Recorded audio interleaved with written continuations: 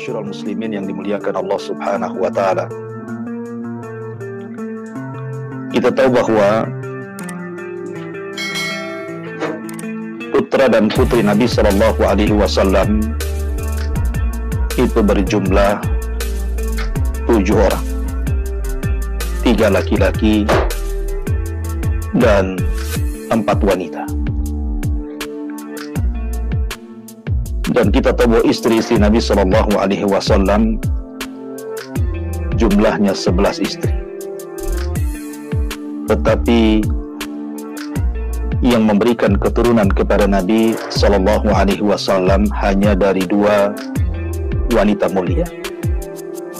Pertama Khadijah bintu Khuwailid dan yang kedua Maria Al-Qibtiyah radhiyallahu anha.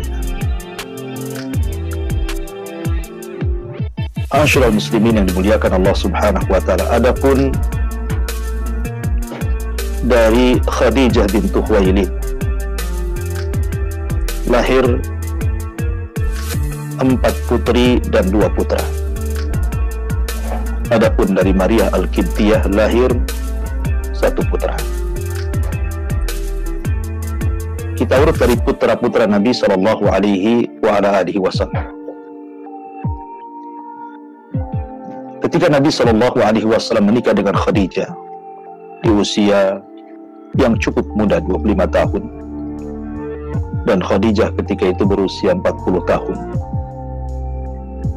Maka sebelum diangkat menjadi Nabi dan Rasul, Allah Subhanahu wa taala anugerahkan kepada Nabi sallallahu alaihi wasallam seorang putra yang sangat dicintai Rasul. Namanya Al-Qasim. Sebab itulah maka Nabi sallallahu alaihi wasallam dikunyah dengan anak pertamanya dengan sebutan Abul Qasim. Makanya dalam hadis Nabi sallallahu alaihi wasallam Rasul mengatakan, man shama fi yaumin yushakku fihi faqad asa Abul Qasim. Barang siapa yang berpuasa pada hari yang diragukan, maka dia telah bermaksiat kepada bapaknya Qasim. Maksudnya Nabi sallallahu alaihi wasallam. Tetapi dengan izin Allah Subhanahu wa taala dan takdir yang sudah ditetapkan, rupanya Qasim meninggal di usia 2 tahun. Dan itu kesedihan yang luar biasa bagi Nabi sallallahu alaihi wasallam dengan meninggalnya putra pertama Qasim ibn Muhammad sallallahu alaihi wasallam. Kemudian setelah Qasim meninggal, maka Nabi sallallahu alaihi wasallam dianugerahi berturut-turut 4 anak perempuan. Dimulai dengan lahir Zainab, kemudian diikuti dengan Ruqayyah, kemudian diikuti dengan Ummu Kulsum, kemudian diikuti oleh Fatimah. Kemudian setelah Nabi SAW diangkat menjadi seorang Nabi dan Rasul, maka Nabi SAW kembali dianugerahi anak laki-laki yang kemudian Nabi SAW memberikan lakab dengan sebutan At-Tayyib atau At-Tahir, karena lahir setelah diutusnya menjadi Nabi dan Rasul. Abdullah disebut anak yang baik dan anak yang suci.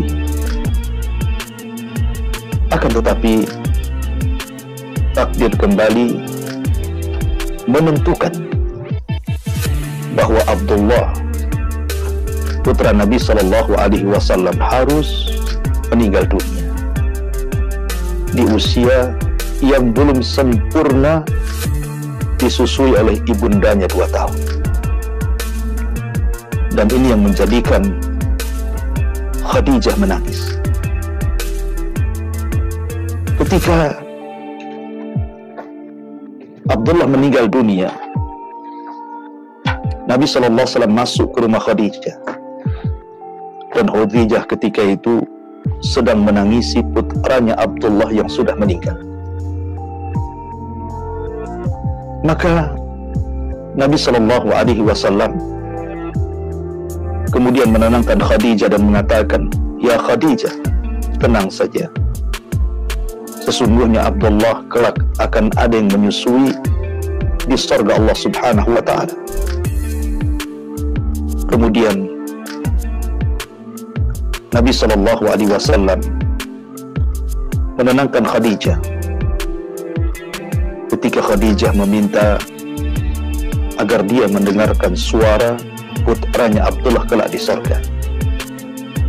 Maka Rasul Khadijah radhiyallahu anha mengatakan, "Bal sadaqallahu wa rasul." Bahkan telah benar firman Allah dan juga sabda Rasul. Ada yang mengatakan ketika meninggal Abdullah, karena meninggalnya Abdullah itu beberapa tahun sebelum hijrah, ada seorang asqal kaum, orang yang paling buruk di antara kaum, namanya Al-As ibn Wa'il As-Sahmi.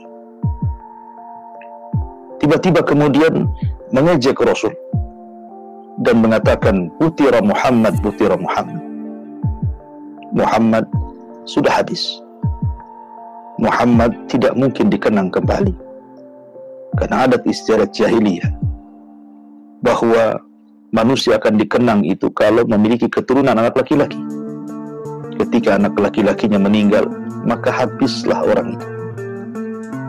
Maka Rasul sedih, sehingga Allah Subhanahu wa ta'ala menghibur Rasul bahwa dia akan mendapatkan nikmat yang banyak, bahwa orang yang mencelanya, mereka lah yang akan terputus, dan engkau akan senantiasa dikenang baik di dunia ataupun di akhirat. Maka Allah Subhanahu wa ta'ala firmankan, "Inna a'tainakal kautsar fasalli li rabbika wanhar inna syani'aka huwal abtar." Sesungguhnya kami akan memberikan kepadamu ya Muhammad Al-Kautsar, kenikmatan yang begitu banyak di dunia dan di akhirat. Maka salatlah untuk Rabbmu dan juga berkorbanlah. Sesungguhnya orang-orang yang mencelamu, yang mengatakan engkau terputus, mereka lah yang akan terputus dan tidak pernah akan dikenang selamanya, baik di dunia ataupun di akhirat. Ma'asyiral muslimin yang dimuliakan Allah Subhanahu wa ta'ala. Maka setelah Nabi SAW hijrah, kemudian Nabi SAW mendapatkan hadiah seorang budak dari Mesir, namanya Maria Al-Qibtiyah, budak dari seorang raja Mesir Muqawqis. Kemudian Nabi SAW menggauli Maria Al-Qibtiyah, dan Allah Subhanahu wa ta'ala menganugerahi putra terakhir Nabi SAW, dan ini di akhir-akhir kehidupan Rasul, namanya Ibrahim, karena teringat dengan kakeknya Ibrahim yang pernah mendapatkan hadiah seorang budak Hajar dari seorang raja Mesir. Maka dia pun ketika melihat Maria kemudian memiliki putra dari keturunannya, maka Rasul SAW pun kemudian memberi nama putra terakhir beliau adalah Ibrahim. Akan tetapi ma'asyiral muslimin yang dimuliakan Allah Subhanahu wa ta'ala, kembali takdir Allah Subhanahu wa ta'ala, ketetapan Allah Subhanahu wa ta'ala tidak bisa dihindarkan. Ibrahim harus meninggal dunia, pupus usia, menyisakan kesedihan bagi Nabi SAW. Sampai kemudian ketika Nabi SAW masuk ke kamar kemudian melihat Ibrahim sudah meregang nyawa, maka Nabi SAW pun kemudian menggendong Ibrahim, kemudian menciumnya. Rasul pun sedih, bahkan Rasul menangis, sampai akhirnya kemudian Abdurrahman ibn Auf radhiyallahu anhu bertanya soal tangisan Nabi SAW. Maka Nabi SAW mengatakan, "Innal aina la tadma wa innal qalba la tahzan wa ma naqulu illa ma yarda rabbuna wa inna bi firakika ya Ibrahim la mahzunun." Ya Abdurrahman, mata ini bisa mencucurkan air mata, hati ini bisa bersedih, Tetapi kami tidak mungkin mengucapkan kecuali yang Allah redai. Dan perpisahan kami dengan Ibrahim, ya Abdurrahman, sungguh sangat menyesakkan dada. Dari sini terjadi sebuah keanehan di alam semesta. Saat kematian Ibrahim, putra Nabi SAW, terjadi gerhana matahari total yang membuat takut orang-orang jahiliyah kala itu. Dan mereka menyangka bahwa gerhana itu karena kematian Ibrahim. Akan tetapi Nabi SAW menjelaskan bahwa kematian Ibrahim bukan disebabkan gerhana. Nabi SAW langsung berkhutbah dan menjelaskan bahwa matahari dan bulan itu hanya sebagai tanda-tanda kuasa Allah.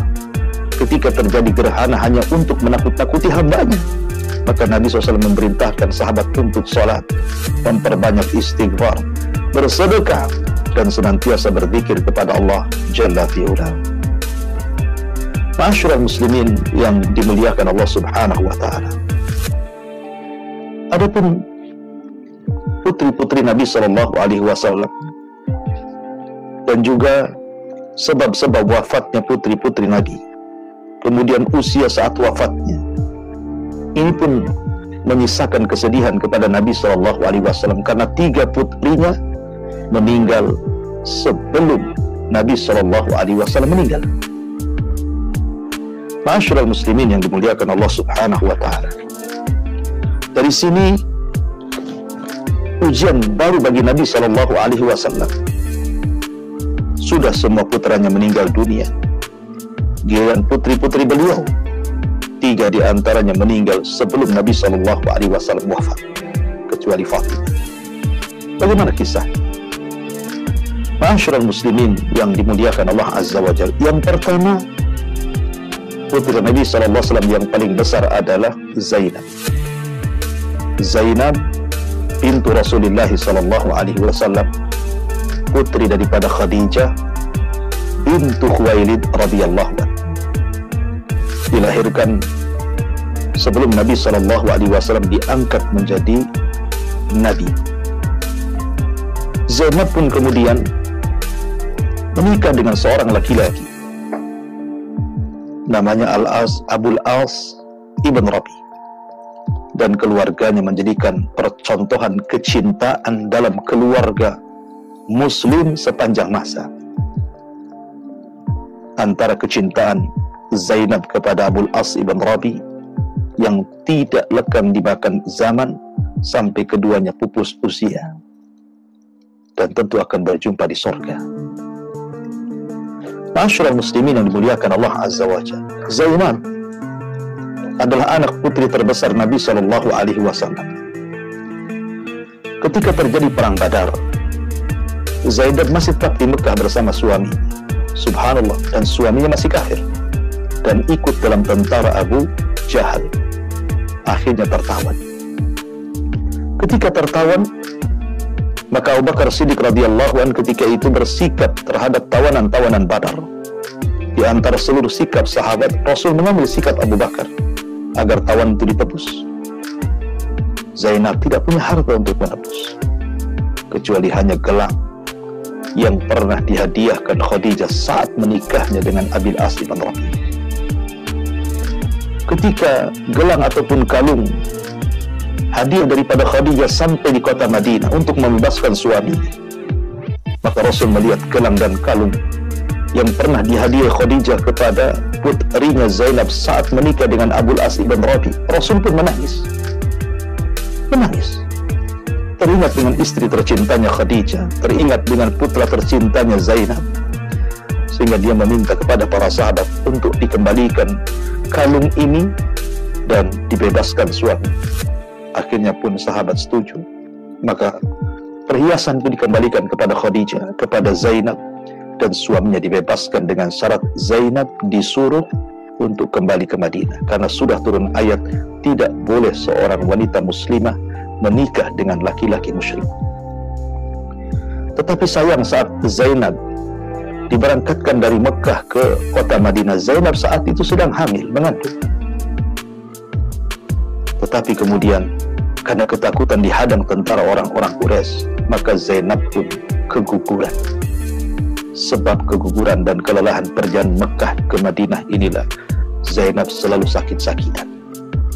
Dan dari Zainab ini juga lahir putri beliau, cucu Nabi SAW yang dikenal dengan Umamah, yang Nabi sangat sayang apabila salat selalu menggendong Umamah radhiyallahu anha.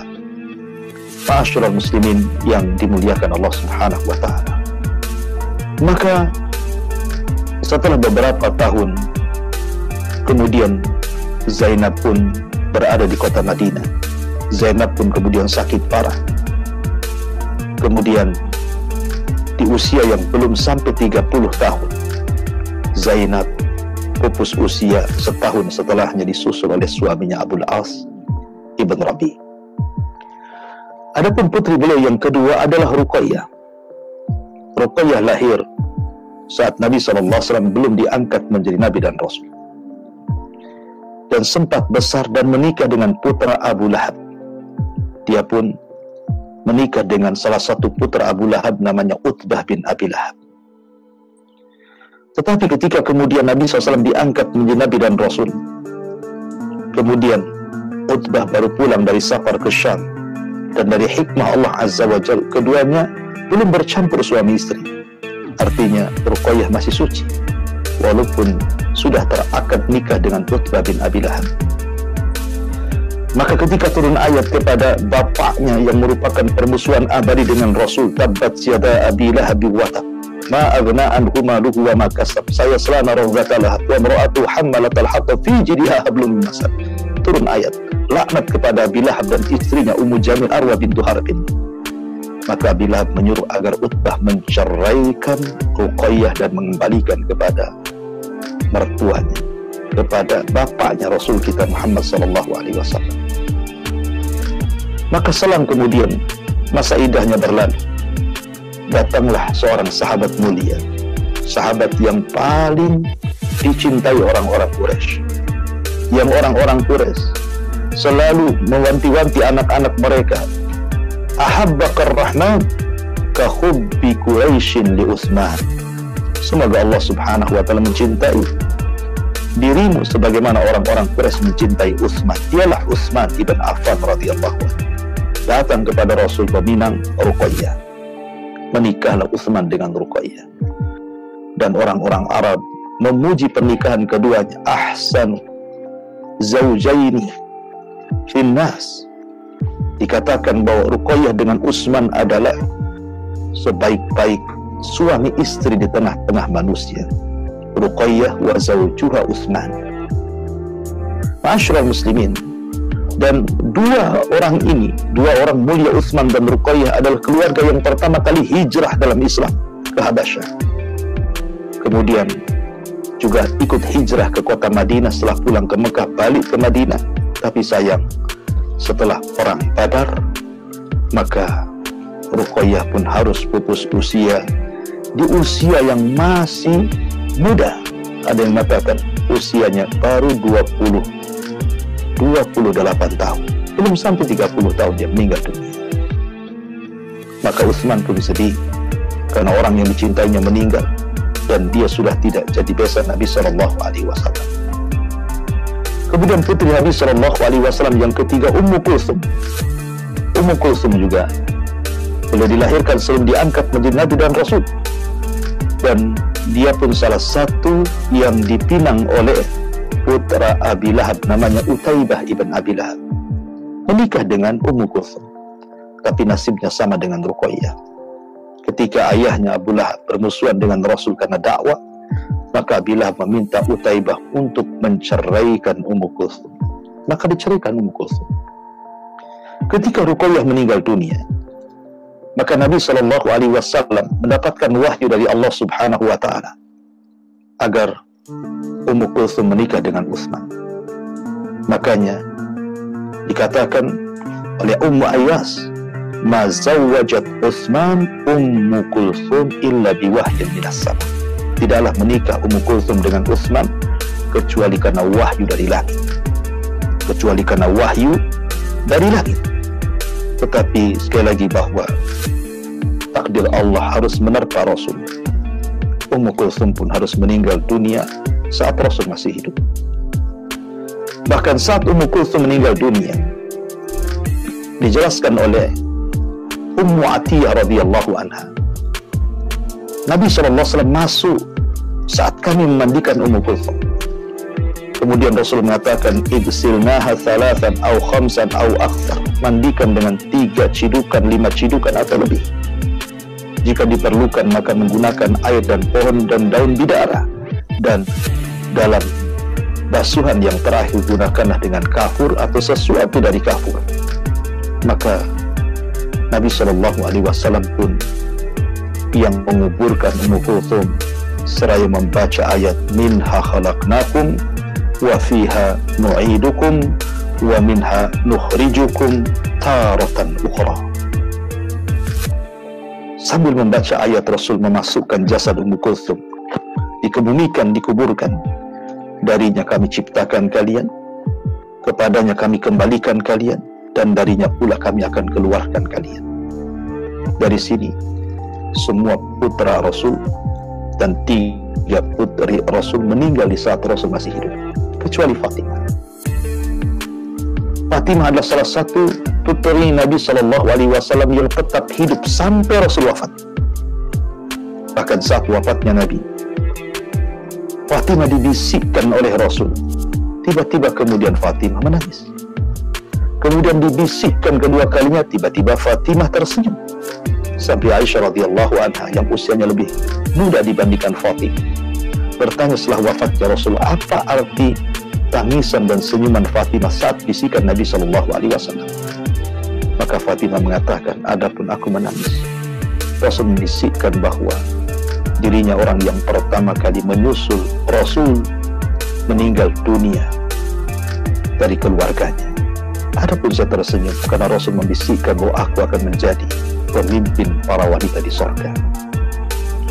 Setelah 6 bulan, dan Fatimah juga sudah menikah dengan Ali radhiyallahu anhu, maka Fatimah pun kemudian meninggal dunia. Ada yang mengatakan usianya di 39 tahun. Afwan, di 29 tahun. Artinya semua putri-putri Nabi SAW meninggal di bawah usia 30 tahun semuanya. Tidak sampai 30 tahun ke atas. Masih muda-muda. Ma'asyiral muslimin yang dimuliakan Allah Azza wa Jalla. Lalu apa hikmahnya? Kenapa putra-putra Nabi SAW harus meninggal? 3 putra Nabi SAW harus meninggal. Dimulai daripada anak pertama Qasim, kemudian anak kedua Abdullah, kemudian anak putra ketiga Ibrahim dari Maryah Al-Qibtiyah. Kata para ulama hikmah kenapa Nabi SAW tidak boleh punya anak laki-laki yang hidup. Yang pertama, karena kebiasaan seorang nabi, kalau punya anak pasti anaknya akan meneruskan kenabiannya. Ibrahim punya anak Ismail, jadi nabi. Kemudian punya anak Ishak, jadi nabi. Ishak punya anak Yakub, jadi nabi. Yakub punya anak Yusuf, jadi nabi. Zakaria punya anak Yahya, jadi nabi. Begitu kebiasaan para nabi. Nabi Daud punya anak Sulaiman, jadi nabi. Kalau seandainya putra-putra Nabi SAW hidup, maka apa gunanya kalimat Khatamul Anbiya, penutup para nabi? Dan sabda Nabi SAW, la nabiyya ba'di, tidak ada nabi sepeninggal. Jadi hikmah yang pertama, bahwa meninggalnya putra-putra nabi karena kebiasaan warisan para nabi diwariskan putra-putranya. Dengan meninggalnya putra-putra Rasul, berarti tidak ada nabi kecuali Nabi kita Muhammad SAW. Yang kedua, supaya tidak ada ghulu. Sebab kalau seandainya putra-putra Nabi SAW hidup, walaupun mereka tidak jadi nabi, boleh jadi akan banyak orang yang mengkultuskan. Jangankan lagi putra-putra Nabi, kita lihat cucu Nabi Husain ibn Ali. Bagaimana orang-orang Syiah terlalu mengkultuskan sampai sebagian mereka menuhankan. Maka supaya tidak ada hulu, tidak ada ekstrim dalam memuja dan memuji dalam Islam, sebagaimana orang-orang Nasrani tersesat karena terlampau memuji Isa, Yahudi tersesat karena terlampau memuji Uzair, maka dengan meninggalnya putra-putra Rasul, maka Islam menutup pintu al-hulu fiddin. Kemudian hikmah yang ketiga, bahwa Nabi adalah warisan semua manusia, bukan warisan putra-putranya. Nabi itu warisan kita semuanya. Makanya Rasul mengatakan, innal anbiya la nuras. Kami para nabi tidak pernah mewariskan. Yang kami wariskan semua sedekah bagi umatnya. Jadi Nabi itu warisan kita, warisan kita semuanya. Dan Nabi hanya mewariskan kepada para ulama. Makanya al-ulama warasatul anbiya. Ulama itu pewaris para nabi. Kemudian yang keempat, hikmahnya, karena dengan tidak hidupnya putra-putra Nabi SAW, maka terjadi kekhilafahan. Kekhilafahan di luar daripada jalur kenabian. Abu Bakar dari Bani Taim, Umar dari Bani Adi, Utsman dari Bani Umayyah, Ali dari Bani Hashim. Sehingga terjadilah syura, dan itu menjadi hikmah luar biasa bahwa Islam digenggam oleh orang-orang sekitar Nabi SAW, dan tidaklah Rasul meninggal kecuali sudah tersiapkan dalam Islam semua ada dari seluruh aspek sahabat-sahabat Rasul SAW. Apa yang dihajatkan manusia ada, dan itulah ilmu parenting yang luar biasa dari Nabi SAW, mampu mengkader setelah wafatnya. Yang dihajatkan dalam Islam ada semuanya. Dan yang terakhir itu hikmahnya, bahwa dengan meninggalnya putra-putra Rasul, di sini ada ujian berat bagi Nabi. Karena Rasul yang mengatakan, inna asyaddal bala indallahil anbiya, yang paling besar ujiannya hanya para nabi. Kemudian summal amsalu fal amsal, kemudian orang setelahnya. Artinya bahwa Anda yang tidak memiliki keturunan, Nabi punya keturunan tapi meninggal, sama juga tidak punya keturunan.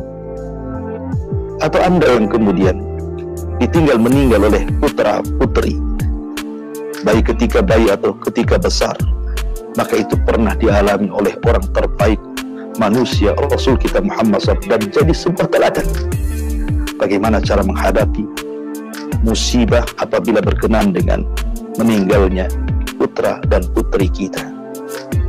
Karena bagaimanapun musibah terbesar dalam keluarga adalah ketika meninggal buah hati kita. Orang tua meninggal musibah, pasangan meninggal musibah, tapi anak meninggal besar, jauh lebih besar musibahnya dibandingkan meninggal orang tua ataupun pasangan. Maka diperlukan sabar. Ada hikmah kesabaran yang dicontoh oleh umat Islam. Ini diantara kenapa hikmah putra Nabi SAW meninggal dunia dan tidak ada satupun yang hidup, karena memang tidak ada jalur kenabian itu dari perempuan. Karena kita tahu turunan Rasul hanya ada dari Fatimah. Dari Fatimah lahir Hasan dan Husain, dan keduanya akan menjadi pemimpin para pemuda di sorga. Wallahu a'lam bishawab. Mudah-mudahan ada hikmah di balik kajian wafatnya putra Rasul dan putri Nabi SAW.